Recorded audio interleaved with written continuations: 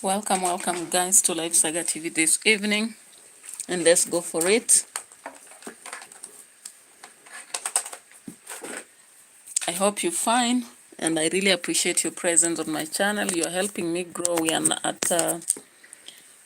at about 290 subscribers, and we are still waiting for more, guys. A political channel should grow as fast as possible, and we bank on you guys. I'm yet to do a video, literally a mother tape kind of on the the lawyer. Okay, but meanwhile, let's go for it. Live Saga TV is here for us. Okay, so ladies and gentlemen, welcome to East Africa Political Circus, where jokes write themselves. In one corner we have President William Chief Hustler Ruto. In the other we have his own former deputy Rigathi Rigiji, currently known as WANTAM or cousin, or is it brother, or which else, okay, Gachagua. And somewhere across the border, General Yoweri Kaguta Museveni watching them like a headmaster who has taught mischief for 40 years. And don't forget about our own Baba, who doesn't believe that he's old enough to quit politics, but thinks that he can now relax and sit in between with the story of broad-based government. All right? Or is it handshake? Or which one? Which other one would you use? Okay. So he's a master of survival in this case. Should we have called him watermelon instead of calling Kalonzo Musyoka that? It is upon you to decide, guys. So welcome to Live Saga TV, where we nerve about the stories to create sagas while entertaining ourselves. We don't have to frown, right? All right, so such a humorous moment, right, ladies and gentlemen, as we travel through this web of stories, from east to the west, from west to east, north to central. Meanwhile, I hope the people of Jamaica, you've not forgotten that you just got your holiness in the house on 3rd September 2025, and the incumbent Jamaica Labour Party was led by Prime Minister Andrew Holness, won 3rd consecutive term, securing 35 out of 63 seats in the House of Representatives. So, of course, the opposition won 28 seats, which is not a small show, right? Okay, so the margin is so small, reducing every time. But remember, the main campaign issues were cutting tax, cutting on corruption, increasing the income tax, thresholds, reducing poverty, reducing crime, infrastructure improvement, and all that. So, right, JLP emphasized on record reduction of crime and employment that was supposed to pull law. So let's come back to Kenya politics, guys. I just have to laugh to look at this, guys. So let's look at the rally. Recently, we had a rally in Nyeri, and we had a rally. Ruto was also having a rally right now. Ruto has been busy with speeches about transformation and bottom-up economies, while Rigiji is there creating comedy special for free, right?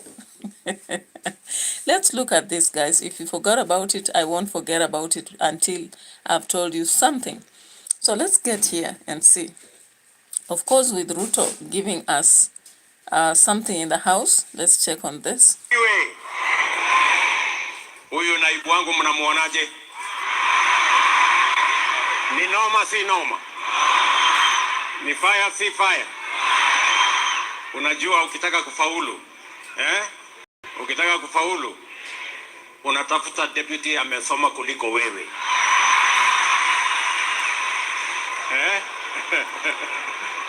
If you want to succeed, you put people around you who are more intelligent than you. Saa ile wanakusaidia kushine, you take the credit, wao ndio wanafanya job. Guys, what did the president actually mean with that statement? Did he try to insinuate that he's a user. I just listened at that and was like, okay, if we go to critical thinking, guys, sometimes we people with literature, we go too much, but it is what it is, guys. When the president said that you pick somebody educated more than you, then when they do whatever they do, then you take the credit as they continue doing the work. What exactly do you think he meant? As for me, I would think that that is a use aspect. And now remember, I don't know whether Kenyans are seeing this. People are busy talking about one term. However, when they are called to the State House, they go because they have heard about 10,000 Kenyan shillings. I'm like, oh, this is where we go wrong, because the more we continue to go there, the more he's actually accruing points to come and use it in the general elections 2027. It will be so easy for him. I know he's sitting somewhere laughing. You know, I'm just recalling the story of Gloria Orwoba. Gloria Orwoba recently was in many interviews, and he said that the president has a very sweet tongue. And the moment you get there, you will be singing songs for him and for his, his cause. So, of course, Ruto has been very strategic, very strategic. Ask me why. Remember, he has called so many people in State House, including people from Gusii. He invited them to the State House. Remember, Gusii is where we have two candidates for presidential seat. That is Marage and we have Matiang. But he called people from Gusii and invited them to the State House. If what Gachagua is saying is true, that he gives 10,000 to those people who go there, then you can actually tell me what is going to happen in 2027. If not, what about the photos he took with these people? What about the records? If you give me information, let's say the ID number and a name and all that location, what do you expect? What about if this information will be used now in the forthcoming election? This is just something I'm trying to be very critical in my thought. After calling the Bagusi people, he followed by calling the Kiambu people. And we saw him very well giving speeches and assuring them that they are supposed to listen to him because somebody else is there walking around for politics, but he does not have any cause. Of course, I played those clips, so I don't have to play them here again. Now, remember, there was also another meeting he called in the State House. That is empowerment for the young people, the Nairobi. Hey. And do you know when he called that meeting, what he decided? He made sure that the people were recording their names, the ID, contacts, personal information, so that they can go in. Indicated security demands. And once they got in, they would be given keys of motorbikes, then they take photos. And after that, they are told, Munakubali 2-term ama 1-term. Then they could say 2-term. Those are the young people. The Kiambu people also said, are you together with me in 2-term? And they say, yeah. So there are clips which are being recorded, of course, on this, right? Now, after the people of Kiambu, the next team were the people from where? They were the people from Muranga. Really? Yeah, Muranga, I think. Now, Muranga, we only saw a small Butter Peach. Hey, very good name. Welcome, welcome. Thank you. Thank you for being the top #1 to actually show your face, particularly here. So what happened in this case is that the Muranga people, only the MCS, few of them decided not to collaborate in whatever was happening and came on a live, that is a brief with the state relief. We call it a statement release with Gachagua, and they were insinuating there is bribery going on in government. But then I'm just asking myself, if indeed it's true that the president is using 20 million every time to give these fellas. Now, Kenyans have been voting even when they're given something little. Just place somewhere. Put on the, yeah, here. Many parties.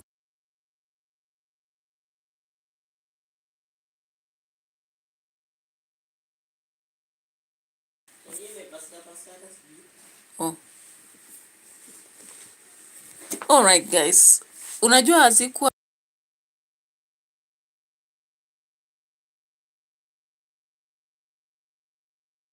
Okay.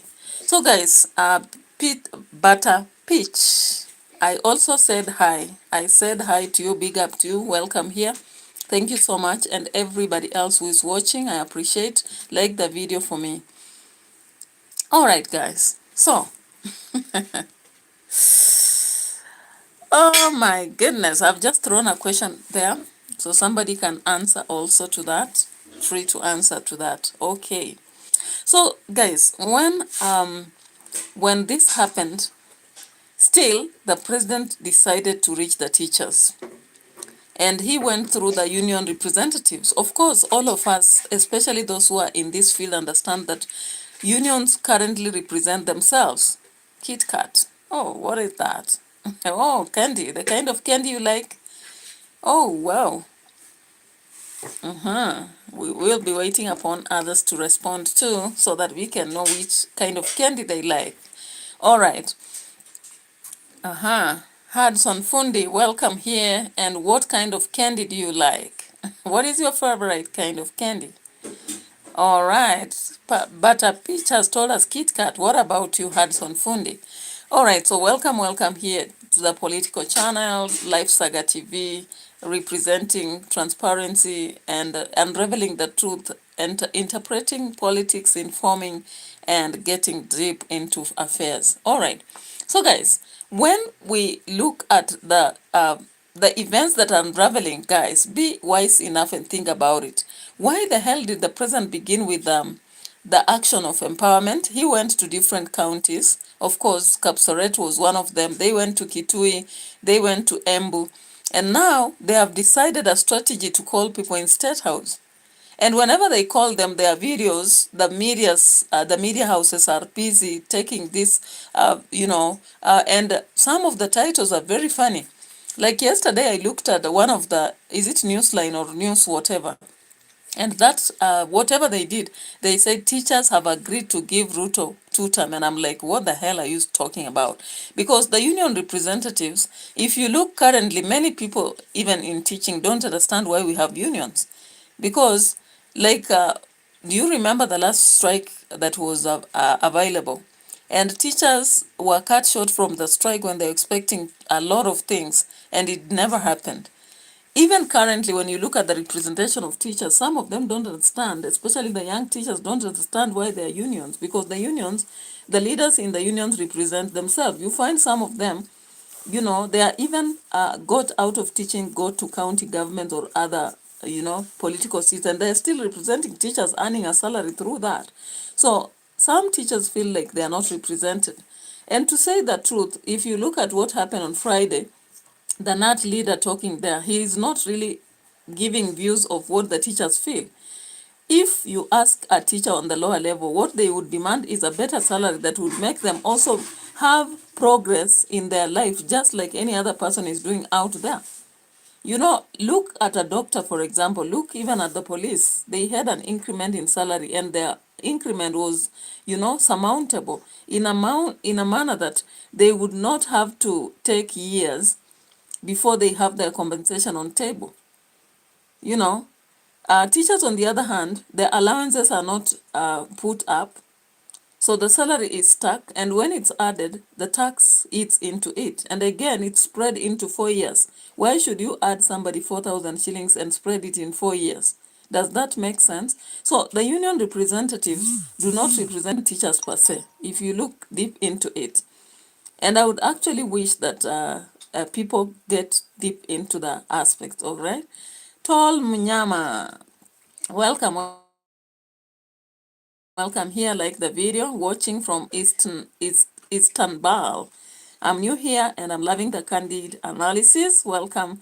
I so much appreciate your presence, and please subscribe to the channel if you've not subscribed, and like the video. Amethyst Love, like the video. Thank you so much, and I appreciate you are coming back, like the video. All right.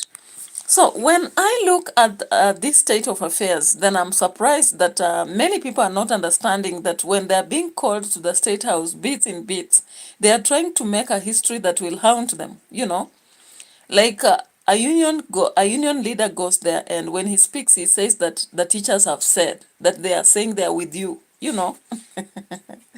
And I was just like laughing and saying, do you know the president is currently laughing at us as citizens, because as far as people are shouting one term, he's looking at how people are turning up and going to State House when he calls them. They sit there the whole day listening to him, giving him praise and worship. And at the end of the day, he stands and tells them, do you know I picked somebody educated because I wanted them to do the work as I... Oh my goodness. Oh, my people, they always say in the Bible, my people are lost for lack of what? Knowledge, right? Does it mean we are lacking knowledge as Kenyans, or what is happening? Because at the same point, people are saying we want to change. We want a government that is not corrupt. We want a situation where we'll have leaders who listen to us. However, when they are called, even informed people as teachers, the unions ran, and I saw the delegates filling the State House. Amethyst says all candy. All right. Oh, okay, okay. Thank you for your answer. So when I looked at that, then I said that I think we are lacking some knowledge.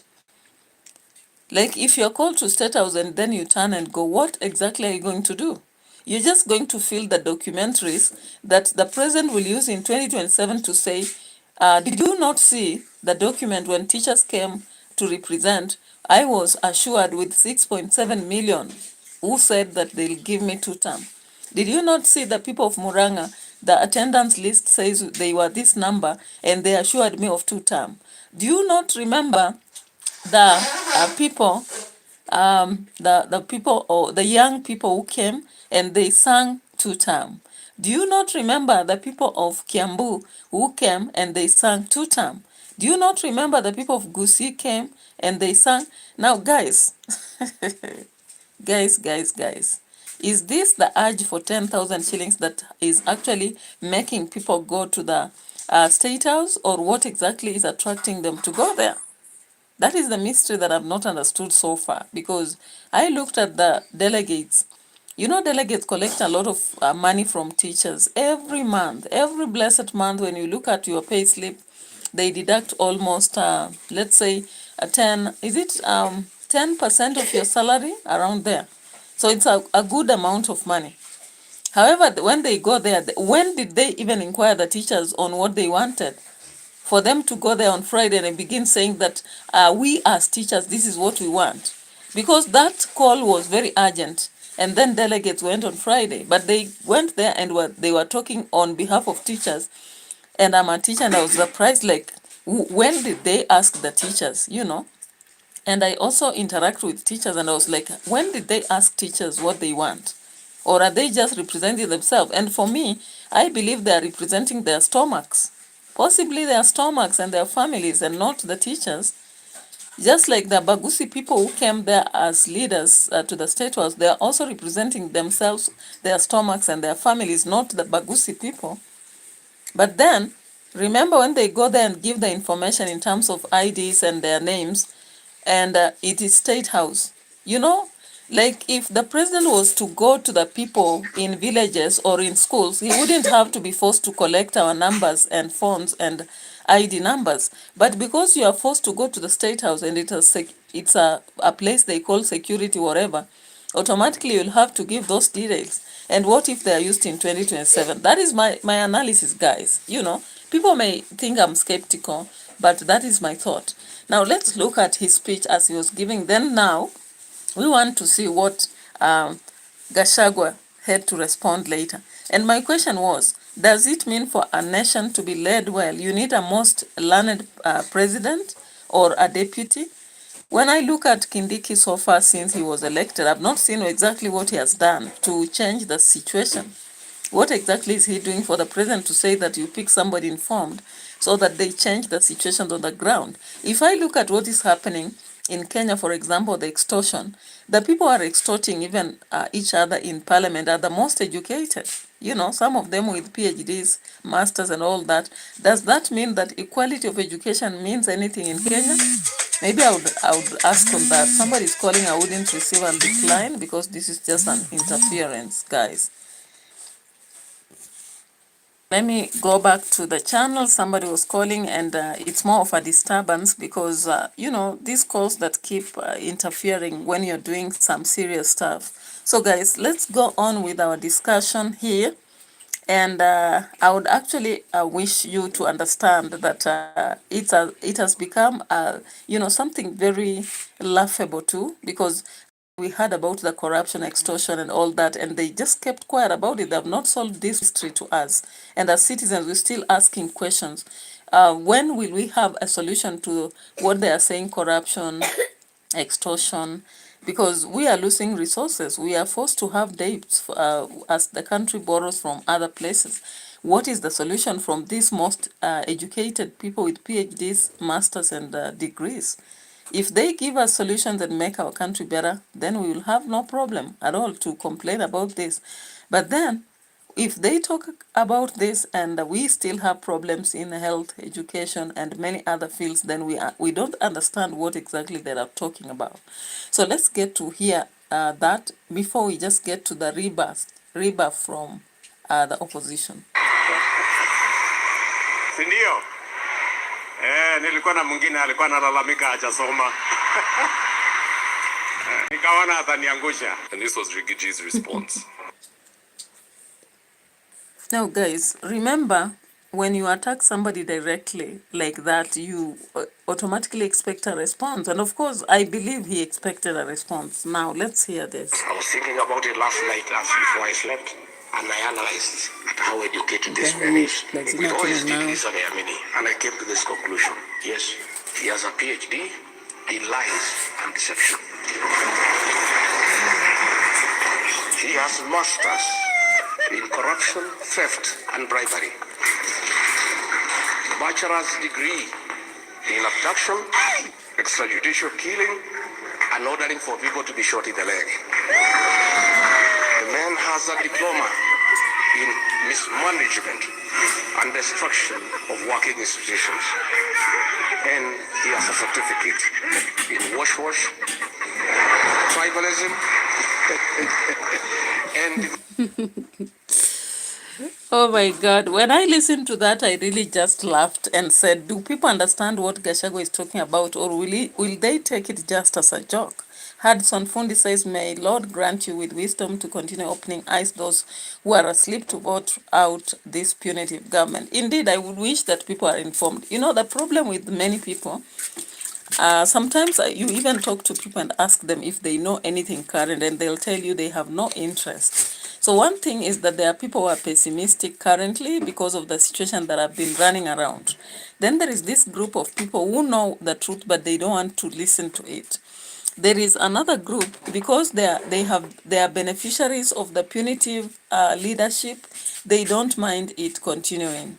And then we have those who are ignorant, they don't know about the truth. So if only these groups are dealt with, maybe we could have better situations. You know, there's reached a place where people are now saying, what will we do? You know, simply saying, what will we do? Do we have anything we'll do? Like, they believe there is no way change can be for the better. They are saying even anybody who goes in, anybody will just behave like the current. Then we have this group who believe that these ones have tried. You know, you ask them, what have they tried? They have tried. They have done some things. They have tried. Like now, when we talk about the NAT official, he talked about the issue of more teachers having been employed. And I was like, save my day. Don't you see that we had a change in system of education in Kenya? Now we had an additional class, something we have never had. We had also a change of a system, because we've had 844 before. 844 used to be that is nursery school, then you go from grade class 1 up to 8, then now you pick there from up to form 4, that is high school, then we have university. Now things have changed automatically. When you look at the new system, it's going to allow us to have that is PP1, PP2, then we have grade 1, 2, 3, 4, 5, 6. That is a section of primary. Then we go to a junior secondary or junior school. Junior school involves 3 classes, which were never there. So automatically, you cannot count that you are adding or you are employing more when there is a new system that is there. You know, I was just trying to see the analogy where you have married a new wife and you are comparing to the former wife. There is no comparison, because this is a different person with the other. So how do you compare the two? You know, Like if you look here in situations of our system of education, we've had a different system. Now this is a new one. So how do you say that in the former governments we've been only having 5,000 employed and now we have more? Remember, every year, because I mark exams, every year there is also a rise in population of candidature. Every year. Why? Because the population is growing every day. You can actually expect the number of candidates who sat for exam in 2010 to be equal to the candidates sitting for this year. Why? The population grows every year. That is the truth. Compare the population of Kenyans in 2010 and now. It can never be equal. That means even the students in school will be more.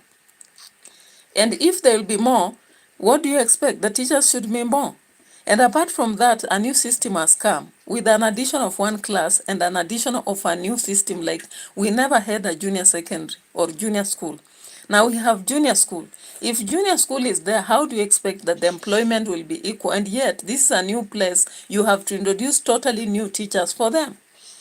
So the aspect of the NAT leader coming up and saying that the president has done beyond expectation or exceeded expectation because now he has hired more teachers, that is crap for me. I totally consider it crap or lack of understanding or ignorance, because how do you compare the two systems? That was a different system, 844. Now we have a very different system, CBC, that started long and of course nearing this kind of government.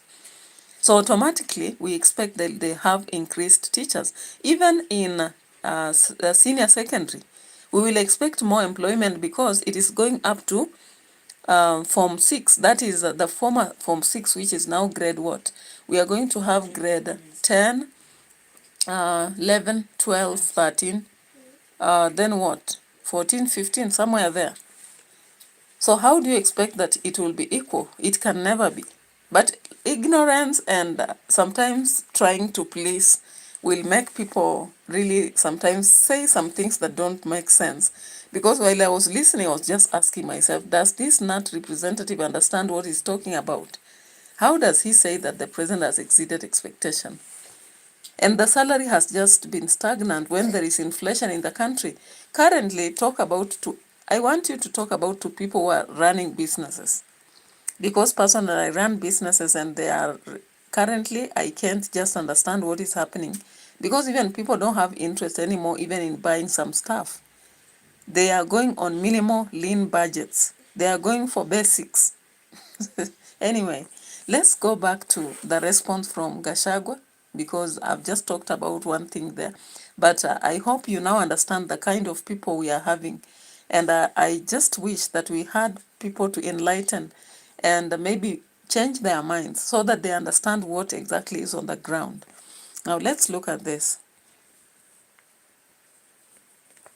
Dividing the mountain. With those few words I want to say, asanteni sana. Wale mchungaji kama nimeinjili sana. Okay. Na hiyo kubwa yake tutawaimbia ndio kiumaga. Kaiga ndio kiumaga. We kasoko. Arume. Aenda siende. Good luck recovering from that. Number 3, Eric Wamumbi has been trolling.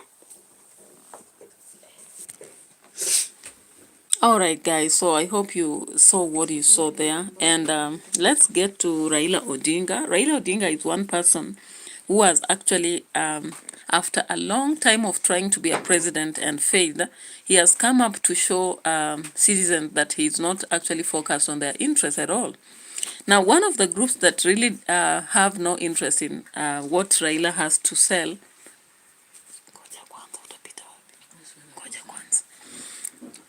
Yeah, one of the groups that is not allowing the messy aspect are the GENZ. Ngoja kwanza, please go sit first nimalize nisongeshe. And that group is the GENZ. They never let us down. Now, I want you to look at this. I want you to look at this to understand the GENZ have been tired with Raila Odinga. And of course, we can see what they are doing on virtual space. Let's just check on this. Let me see here. Let me see here. Where is this? Here.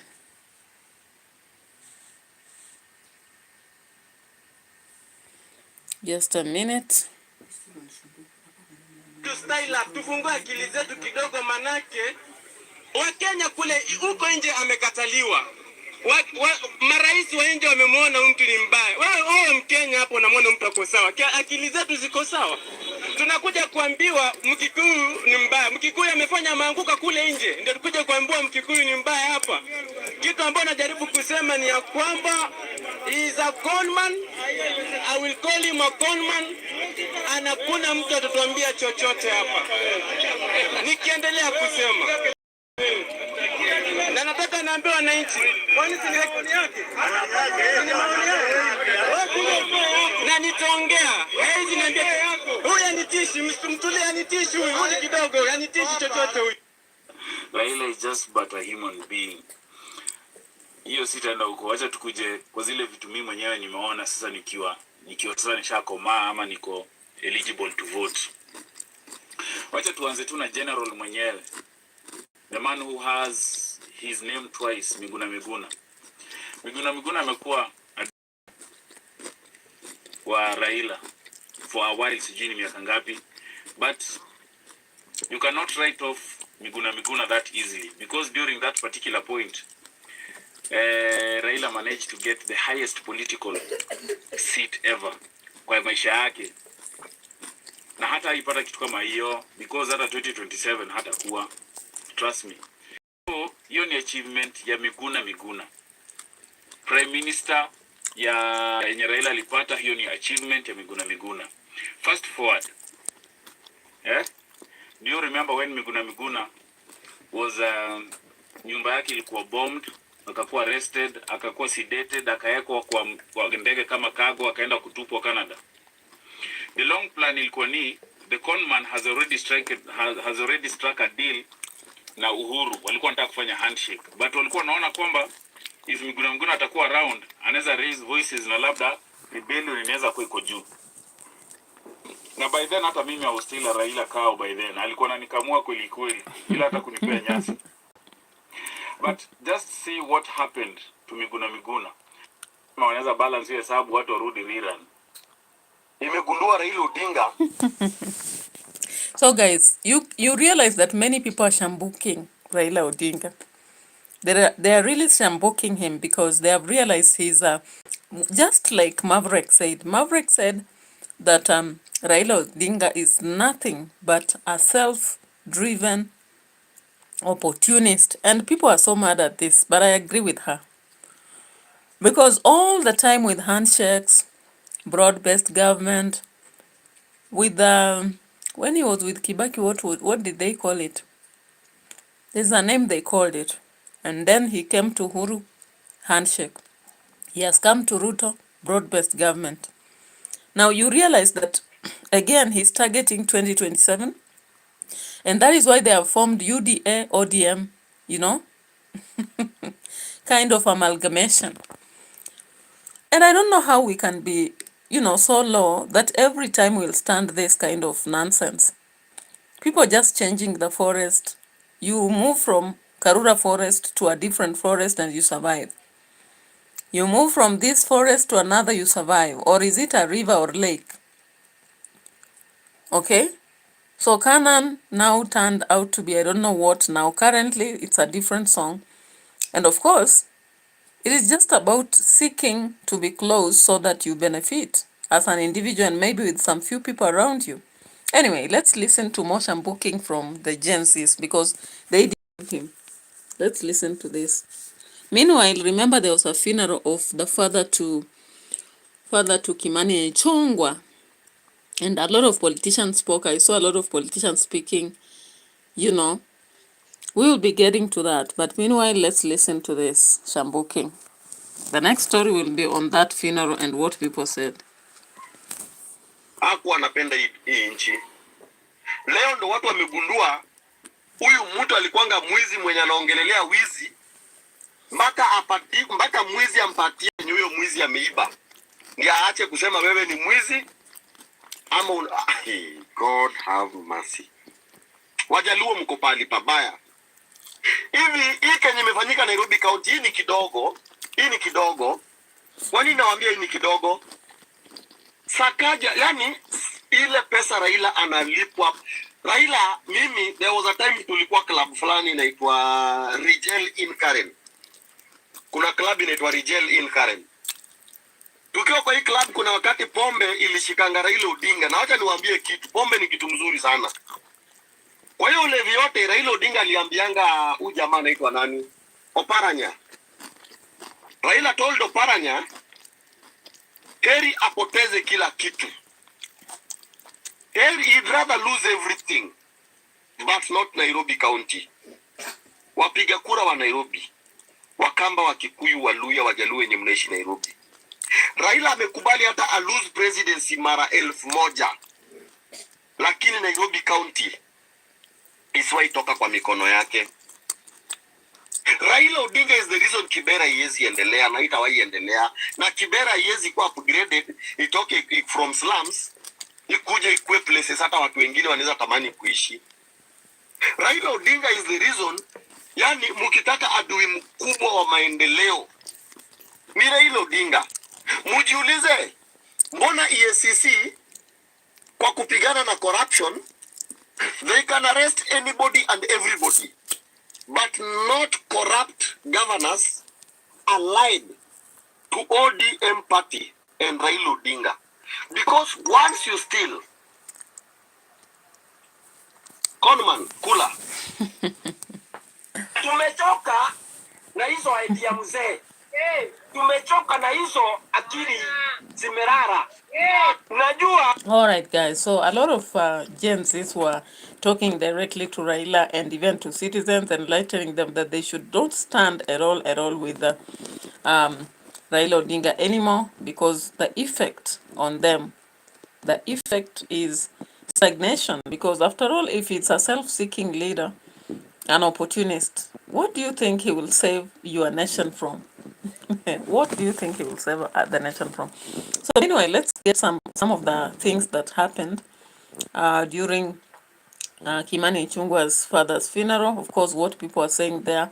Just give me a few moments to check on what I have to say here before we go on to it. Meanwhile, let's get back to our our analysis, so that I don't forget anything here.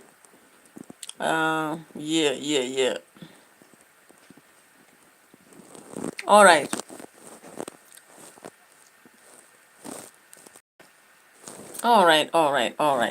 So the response battle, of course, went on.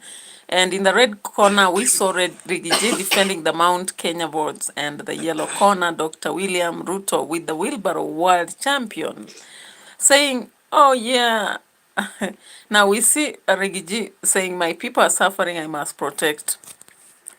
And Ruto on the other side says, but you were my deputy, and you acted like a neighbor's MC at a funeral.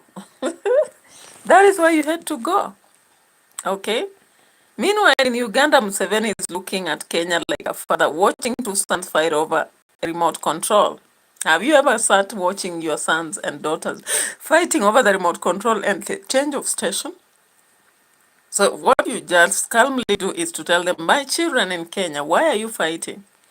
When I was young, or your age, I was in a bush fighting real wars. Now, you are fighting microphones and headlines. That is what Museveni would say to the president of Kenya and Rigiji.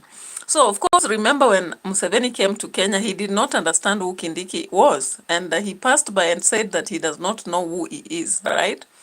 Now, and the general didn't stop there. He just reminded them that a bit youth drama anyway, as children argue, he is not going to retire because the people want him to continue leading, and he has nothing to discuss with anybody.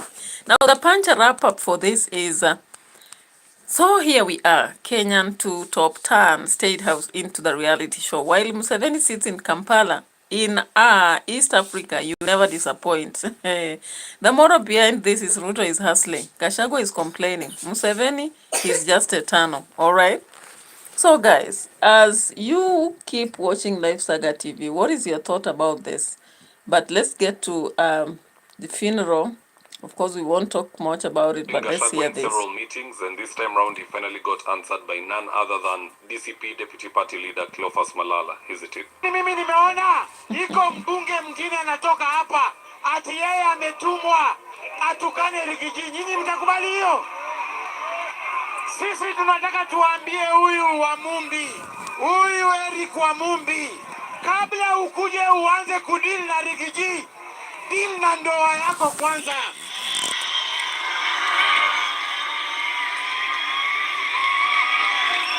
Niseme nisiseme? Nitoboe nisitoboe?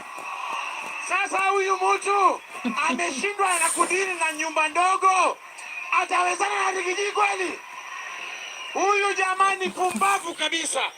Na mimi nataka kutangaza hapa leo, mimi ile heshima mtapatia Rigiji, huyo kijana aende nyumbani, aende asimame ubunge kwa Sugoi.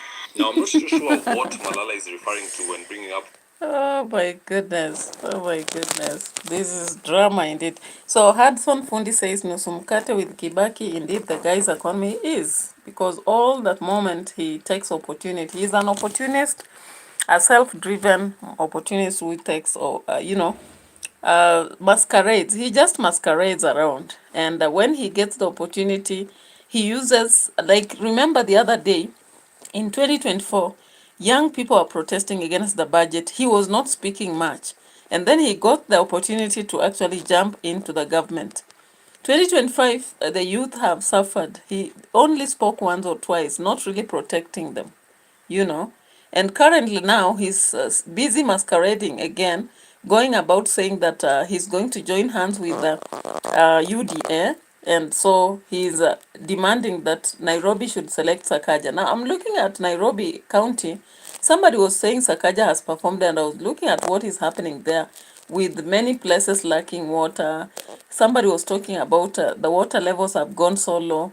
And Nairobi should be expanded and encouragement to move away from Nairobi, but he's not doing anything. We've seen even the aspect of the dramas in the in Nairobi, and we did not expect that. Crime, for example, it is early as 1990 something, when I was a little kid. That is when I used to hear about people who are moving in town and throwing trash at people, then demanding for money. How comes in 2025 we have such scenarios happening? You know, it's so funny that somebody can say the governor is actually performing. If the government really wants Nairobi to be safe, it will be safe as America.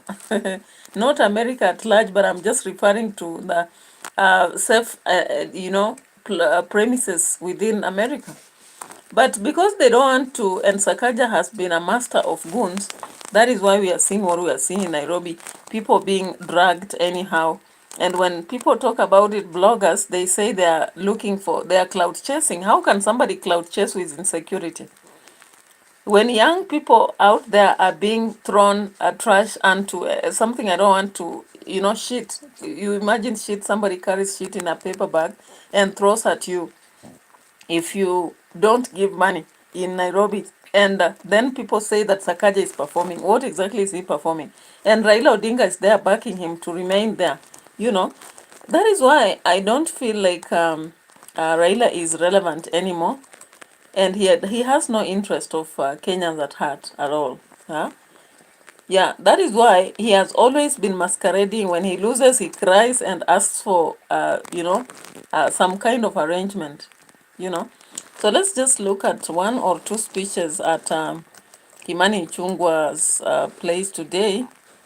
And we proceed to end this because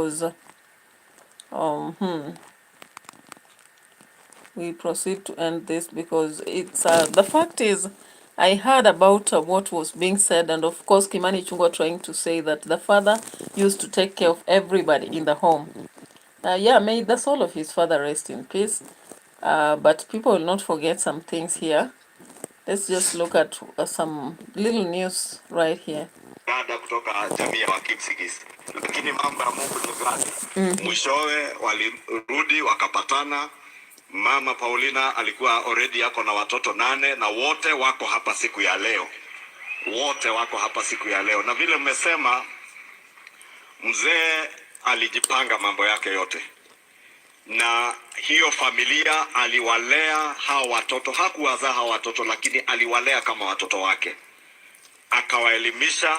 The younger ones walisomea hapa Moi Girls Kamangu. Mimi sababu nilikuwa mdogo, sikujua ya kuwa sio wa baba yangu kuzaa. Nimekuja kujua nikiwa mtu mzima. Shamba ambalo mzee alinunua, mmesoma historia yake, alikuja hapa bila mali yoyote, sababu mali kidogo alikuwa amekusanya huko Kapsabet. When the state of emergency came, walifukuzwa, wakakuja wakawekwa kwa concentration camps in colonial villages, Geshagi na Baidhato, Haiguru, na hakuwa na chochote. Ile mali ametafuta hapa Kikuyu, ametulea kwa plot ya 100 by 100 hapa Gikambura village, kabla arudi kujenga hapa nyumbani kwake, kwa ambalo ni kununua, alinunua. Yeah, so guys,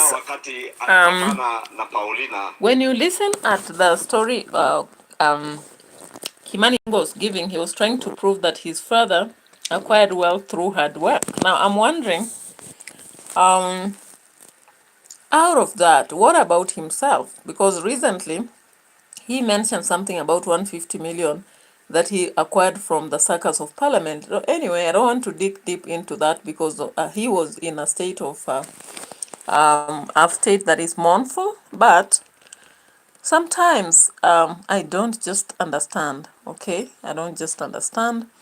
And I think I'll be ending here because the reality is I wish Kenyans should open their eyes. Because how does the president bring out the fact of extortion? Then some leaders begin to threaten of impeachment. And then we see a small war that ends in nothingness. And then the president now begins to call people bits in bits. Of course, to State House, so that you will not fail to record your names and show that you are the ones who said there is 2 terms for him. And, you know, every time he makes sure that you give a speech, and it's being recorded, of course. If he really managed to begin threatening with messages during the extortion moment, they were talking of corruption. What about this? I believe there is something cooking, something very serious cooking, nefarious, something very nefarious. So as people perambulate into the parliament and think that they're just going scot-free, they should be knowing that they are brawling something. Something is boiling.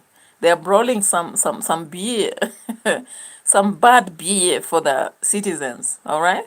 So let's wait for whatever will unravel, but we hope for the best.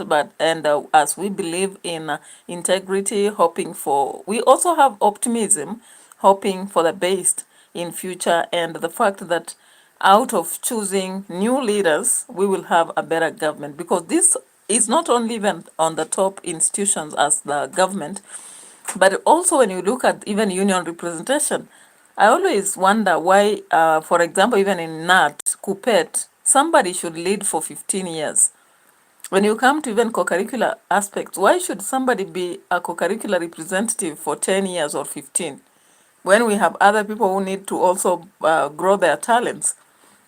So in fact, Kenya has become one nation whereby dominance is being practiced in almost all corners, institutions, parastatals, and now the state itself.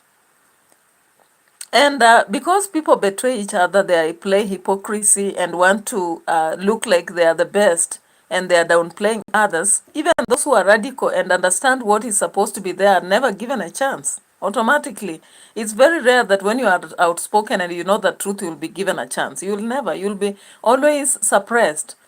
You will always be suppressed so that you keep quiet, or you feel worthless to whatever corners. Anyway, it is what it is.